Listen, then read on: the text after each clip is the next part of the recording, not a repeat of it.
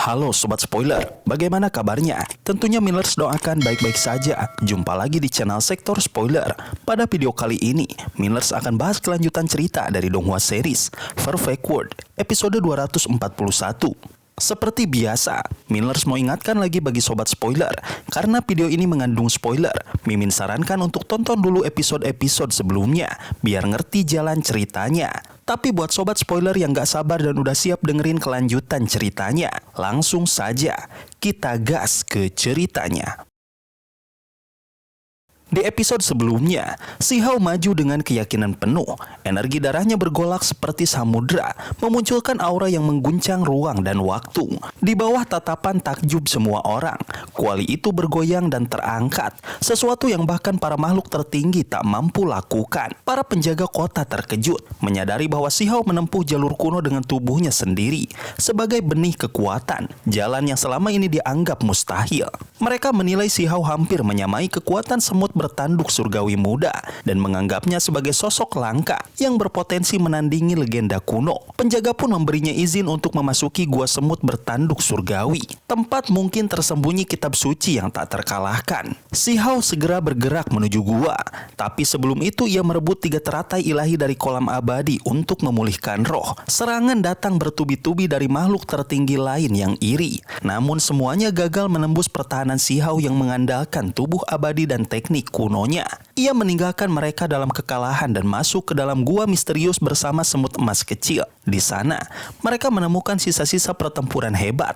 Jejak pertempuran terakhir semut bertanduk surgawi melawan banyak musuh kuat. Semut kecil, keturunan dari makhluk legendaris itu, menceritakan bagaimana ayahnya mengorbankan diri demi menyelamatkannya, meninggalkan warisan yang belum bisa ia akses. Saat Si Hao membantu semut kecil membangkitkan kekuatan darahnya, gua itu berguncang hebat. Cahaya emas menyala, dan dari sisa-sisa semut purba muncul sosok manusia berambut emas dengan aura yang menekan alam semesta. Si Hao nyaris tak sanggup bernapas di bawah tekanan itu. Sosok tersebut diyakini sebagai wujud manusia dari semut bertanduk surgawi yang agung, penanda betapa dahsyatnya kekuatan yang dulu pernah mengguncang dunia. Di episode selanjutnya, 2 makhluk dari masa yang terpisah jutaan tahun berdiri di tempat yang sama, seolah waktu kehilangan maknanya. Yang satu berasal dari zaman purba, sedangkan yang lain adalah manusia dari era sekarang. Namun kenyataan di depan mata tak bisa disangkal. Sosok yang berdiri megah di hadapan Si Hao adalah salah satu dari 10 makhluk agung yang pernah menguasai langit dan bumi pada masa lampau. Si Hao terdiam, pikirannya dipenuhi kebingungan dan rasa tak percaya. Ia berusaha memahami apa yang sedang terjadi, tapi semua tampak terlalu mustahil untuk diterima. Dari sisi lain, seekor semut emas raksasa meraung keras. Tubuhnya sebesar gunung, berkilau menyilaukan di bawah langit yang bergetar. Setiap gerakannya mengguncang ruang, menciptakan riak kekuatan yang mampu meretakkan udara itu sendiri. Namun di balik kekuatan luar biasa itu, sang semut kehilangan kesadarannya, terjebak dalam amukan tanpa arah. Ia tak menyadari bahwa sosok ayahnya kini berdiri di hadapannya. Sementara itu, di tengah gemerlap bintang-bintang, berdiri seorang pria berambut emas panjang. Sorot matanya tajam, tubuhnya memancarkan wibawa seorang penguasa. Namun di balik kekuatan yang begitu besar, terselip kelembutan, tatapan seorang ayah yang penuh kasih terhadap anaknya. Melihat pemandangan itu, Si Hao mulai mengingat sesuatu. Ia teringat peristiwa di tepi sungai waktu 3 tahun lalu, saat dirinya nyaris binasa di hadapan makhluk purba yang menyeberangi arus waktu. Hanya karena seorang wanita berjubah putih muncul dan menghentikan makhluk itu, hidupnya terselamatkan. Kini, ia menyadari bahwa seperti dirinya yang pernah menatap masa lalu, semut bertanduk surgawi juga sedang melihat ke masa depan. Ketika makhluk itu menatap Si Hao, ruang di sekeliling mereka bergetar hebat. Dari matanya terpancar gambaran kehancuran. Bintang-bintang runtuh, dunia berantakan, 9 langit dan 10 bumi hancur menjadi debu. Gelombang energi menelan segalanya, membuat Si Hao seolah menyaksikan akhir dari seluruh ciptaan. Dalam pusaran kekuatan itu, sebuah pedang hijau muncul dan menembus ruang, menancap di antara alisnya. Rasa sakit yang luar biasa mengalir ke seluruh tubuhnya. Namun ia segera segera sadar ini bukan serangan sungguhan, melainkan kenangan yang diwariskan oleh semut bertanduk surgawi. Potongan memori saat makhluk itu pernah dilukai oleh pedang misterius yang mampu menembus tubuh terkuat sekalipun. Pesan dari kenangan itu jelas, Si Hao sedang diperingatkan tentang musuh yang sama, sosok yang pernah menjadi malapetaka bagi para penguasa zaman purba. Bayangan hitam kemudian muncul dalam pandangan itu, menutupi langit dan bumi. Tangan raksasanya menekan segalanya, membuat Si Hao tak bisa bergerak. Ia mengenali perasaan itu, tekanan yang sama dari sosok misterius yang dulu menatapnya dari sungai waktu. Lalu, cahaya ombak emas melesat membelah ruang. Serangannya begitu cepat hingga tak bisa dihindari. Si Hao merasakan dadanya tertembus. Tubuhnya seakan meledak dari dalam. Ia sadar, itu adalah potongan kenangan lain. Pertempuran semut bertanduk surgawi melawan makhluk nomor 3 dari ras asing. Pertempuran yang mengguncang 9 langit hingga seluruh dunia gemetar. Pertarungan itu berlangsung dahsyat, tapi berakhir tragis. Tubuh raksasa itu hancur, era kejayaannya berakhir, dan namanya perlahan dilupakan oleh sejarah. Namun semangatnya tidak pernah padam. Dalam sisa jiwanya yang abadi, tersimpan semangat juang yang menolak dilenyapkan waktu. Kini, ketika menatap Si Hao, mata emasnya memancarkan rasa harap sekaligus cemas. Ia melihat bayangan dirinya dalam sosok muda itu, tekad yang sama, api perjuangan yang tak bisa padam. Semut bertanduk surgawi memperingatkannya tentang datangnya masa tergelap, zaman kehancuran yang bahkan lebih menakutkan dari era purba. Dunia akan dilanda perang besar yang meluluhlantahkan segalanya, hingga langit pun berhenti bersinar. Namun Si Hao tidak gentar. Dalam dirinya, ketakutan hanyalah ujian bagi mereka yang lemah. Ia percaya masa depan bisa diubah oleh tangan yang berani menantang takdir. Semut bertanduk surgawi memandangnya dalam diam. Dalam penglihatannya, ada 2 kemungkinan akhir bagi dunia. Satu menuju kehancuran dan satu lagi menuju kebangkitan. Namun, hanya satu yang akan menjadi kenyataan, tergantung pada langkah Si Hao sendiri. Cahaya mata emas itu kembali menyala, mengalirkan pengetahuan mendalam tentang rahasia ras pelindung, darah emas, dan asal-usul yang tersembunyi di balik 9 langit serta 10 bumi. Ia berbicara tentang perang besar yang akan menentukan nasib segalanya. Di tengah keheningan, semut bertanduk surgawi tampak menyesal. Ia tidak memiliki waktu untuk bertarung lagi, padahal hatinya masih menyala dengan kerinduan akan pertempuran sejati. Namun kini, harapannya berpindah kepada Si Hao. Dengan jari emasnya, ia menunjuk ke langit. Cahaya bintang menyatu menjadi simbol kuno yang masuk ke antara alis Si Hao. Sebuah warisan pengetahuan tentang kitab suci yang tidak dapat dihancurkan. Ia mengaku pernah gagal menyempurnakannya, tapi yakin Si Hao bisa melanjutkan jalannya. Perlahan, tubuh raksasa itu memudar, berubah menjadi cahaya yang larut di antara bintang-bintang, meninggalkan Si Hao seorang diri dalam kesunyian semesta. Di dalam hati Si Hao, rasa hormat dan tekad menyatu menjadi satu. Ia memahami betapa besar penyesalan yang dibawa makhluk itu. Semut bertanduk surgawi gagal mencapai tubuh abadi yang sempurna. Tubuh yang tidak bisa dipotong, tidak bisa dihancurkan, bahkan tidak bisa dilenyapkan oleh kehancuran langit dan bumi. Si Hao kini mengerti bahwa kitab suci itu belum lengkap. Mungkin ada bagian yang hilang, dan tugasnya adalah menemukan serta menyempurnakannya. Jika berhasil, ia bisa mencapai bentuk kekekalan sejati, tubuh yang tak bisa disentuh waktu. Cahaya pengetahuan terus mengalir ke dalam pikirannya, membuka rahasia bahwa semua jalan dao sejatinya menuju pada satu puncak kebenaran yang sama. Setelah pesan terakhir itu disampaikan, kesadaran semut bertanduk surgawi sepenuhnya lenyap, meninggalkan dunia dalam keheningan yang sakral. Si Hao berdiri di sana, menatap semut emas besar yang masih mengamuk tanpa kendali. Ia tahu, darah yang mengalir di tubuh makhluk itu adalah darah para penguasa zaman purba, potensi luar biasa yang belum terasah. Pertempuran singkat pun terjadi. Semut emas menyerang membabi buta. Cakar dan tanduknya menebas udara, menciptakan gelombang kekuatan yang mampu menghancurkan ruang. Si Hao menahan serangan itu, menggunakan kekuatan roh dan tubuh sejatinya. Benturan mereka mengguncang langit dan bumi, hingga akhirnya Si Hao berhasil menekan dan menenangkan amarah sang semut. Tubuh raksasa itu perlahan mengecil, auranya mereda, dan kesadarannya kembali. Si Hao tak menceritakan apapun tentang ayahnya, memilih untuk menyimpannya sendiri. Ia hanya berkata bahwa mereka harus mencari kitab suci yang tidak dapat dihancurkan di luar sana. Semut kecil itu terdiam, namun di matanya tampak semangat baru. Ia tahu kekuatannya tak akan tumbuh jika terus berdiam diri. Di permukaan tanah, suasana menjadi hiruk-pikuk. Para murid dari Akademi Abadi dan Akademi Suci berkerumun di sekitar kolam lumpur bercahaya samar. Sementara itu, murid dari institusi Dewa Surgawi hanya berdiri di pinggir. Jumlahnya sedikit, bahkan sebelumnya sempat ditolak ikut serta. Namun kini, semua perhatian tertuju pada satu arah, pintu keluar dari kolam misterius itu. Dari dalam kabut spiritual yang menebar cahaya lembut, muncul sosok yang mereka kenal dengan nama Huang, yaitu Si Hao. Ia berjalan tenang, bahunya dihiasi makhluk kecil berwarna emas yang memancarkan cahaya lembut. Seketika, suasana berubah, semua mata terbelalak. Mereka tahu Si Hao baru saja keluar dari gua warisan Raja Abadi, tempat yang konon menyimpan peninggalan kekuatan tak terukur. Banyak yang bertanya-tanya apa yang dibawanya keluar. Apakah harta langka, teknik kuno, atau sesuatu yang bahkan lebih berharga.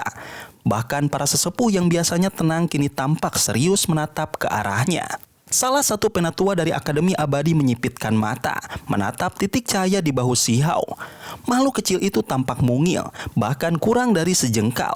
Namun auranya luar biasa kuat, seolah darahnya sendiri adalah pusaran kekuatan yang bisa mengguncang langit. Saat mereka menyadari bahwa makhluk itu seekor semut, keheningan seketika menyelimuti tempat itu. Bisik-bisik mulai terdengar di antara kerumunan. Sebagian besar segera menyadari kebenarannya.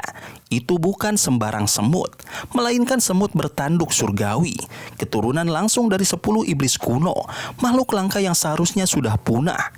Kabar itu pun menyebar seperti petir di siang bolong. Tatapan para murid dan tetua berubah menjadi campuran kekaguman dan keserakahan.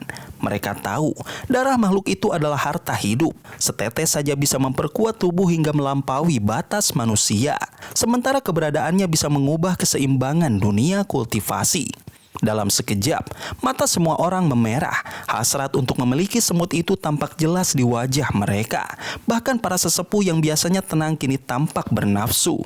Salah satu penatua dari Akademi Abadi akhirnya maju, mengusulkan agar makhluk itu diserahkan ke akademinya untuk penelitian dan perlindungan. Sikapnya begitu dominan, seolah Si Hao hanyalah murid biasa tanpa hak atas temuannya. Wajah Si Hao langsung berubah dingin. Tapi sebelum ia berbicara, penatua dari institusi Dewa Surgawi menengahi dengan suara tegas, menyatakan bahwa keputusan sepenuhnya ada di tangan Si Hao. Ketegangan pun meningkat. Belum sempat mereda, sesepuh lain dari Akademi Suci ikut campur, menawarkan imbalan besar, kitab suci langka dan pelatihan rahasia, asalkan makhluk itu diserahkan kepada mereka. Namun, Si Hao tetap teguh. Ia menolak semua tawaran itu tanpa ragu. Ia tak butuh janji atau perlindungan siapapun. Penolakannya yang tegas membuat dua akademi besar itu terdiam. Dahulu mereka menolak kehadirannya. Dan kini, ketika ia bangkit melampaui mereka, mereka datang dengan wajah manis. Dunia seakan berputar terbalik. Suasana berubah canggung. Para murid dari kedua akademi itu menunduk malu. Sementara murid institusi Dewa Surgawi menatap Si Hao dengan bangga. Ia berdiri tegak, membawa kehormatan akademinya. Namun situasi kembali memanas ketika beberapa keluarga besar ikut angkat bicara. Mereka mengatasnamakan kepentingan dunia kultivasi, mengatakan bahwa semut bertanduk surgawi terlalu berharga untuk dibiarkan ikut Si Hao. Tapi semua tahu, alasan itu hanya kedok untuk merebutnya. Si Hao mengenali wajah-wajah itu, klan Wang dan klan Angin, dua keluarga yang dulu menindasnya tanpa belas kasihan, kini bersatu menyuarakan kepedulian moral. Mereka takut karena tahu kekuatan Si Hao akan tumbuh melampaui imajinasi bila terus bersama makhluk itu. Aura dingin mulai menguar dari tubuh Si Hao. Udara di sekitarnya terasa berat, penuh tekanan. Tapi sebelum suasana benar-benar meledak, suara berat menggema di udara. Langit seakan bergetar dan sebuah sosok tinggi berambut abu-abu muncul dari ketinggian. Ia adalah penatua agung dari institusi Dewa Surgawi, sosok legendaris yang telah menghilang selama 3 tahun. Kehadirannya menekan semua aura lain. Hanya dengan berdiri, dunia seolah menunduk kepadanya. Tubuhnya tinggi dan kurus, jubah abu-abu berkibar ditiup angin. Wajahnya tenang, namun auranya membuat dada semua orang terasa sesak. Bahkan para jenius muda yang biasanya sombong kini menunduk dalam diam. Ia tidak perlu berbicara keras. Kehadirannya saja sudah cukup membuat semua orang tahu batas mereka. Keluarga-keluarga besar yang sebelumnya lantang bicara kini pucat. Mereka sadar, mereka berhadapan dengan sosok yang kekuatannya bisa menghapus klan dalam sekejap. Tak seorang pun berani menatap langsung ke arah mata sang penatua. Suasana kembali hening sampai angin saja terasa nyaring. Lalu, dari arah lain, muncul cahaya keemasan yang membelah langit. Seorang pria berjubah emas turun perlahan. Kulitnya halus meski usianya telah menembus puluhan ribu tahun. Dan mahkota naga di kepalanya berkilau menandakan statusnya. Dia adalah Su Mingxuan, kaisar dari Istana Kekaisaran Abadi, salah satu penguasa tertinggi di 9 langit. Kehadirannya membuat bumi bergetar halus, dan semua orang segera menunduk memberi hormat. Tak ada yang menyangka dua sosok puncak dunia itu, Tetua Agung dan Kaisar Su, akan hadir di tempat yang sama. Lebih mengejutkan lagi, keduanya tampak berbincang dengan sikap hangat, seolah hubungan mereka sudah lama terjalin erat. Desas-desus pun segera menyebar. Banyak yang berbisik bahwa Istana Kekaisaran Abadi mungkin akan beraliansi dengan institusi Dewa Surgawi. Kabar itu membuat wajah para tetua keluarga besar menegang. Jika itu benar, maka keseimbangan dunia akan berubah. Kaisar Su kemudian berbicara santai, mengatakan bahwa ia datang karena penasaran dengan warisan Raja Abadi yang ditemukan Si Hao. Namun di antara kata-katanya, terselip kalimat yang membuat semua orang terpaku. Ia mengatakan tengah mencari seorang pemuda luar biasa untuk dijodohkan dengan putrinya.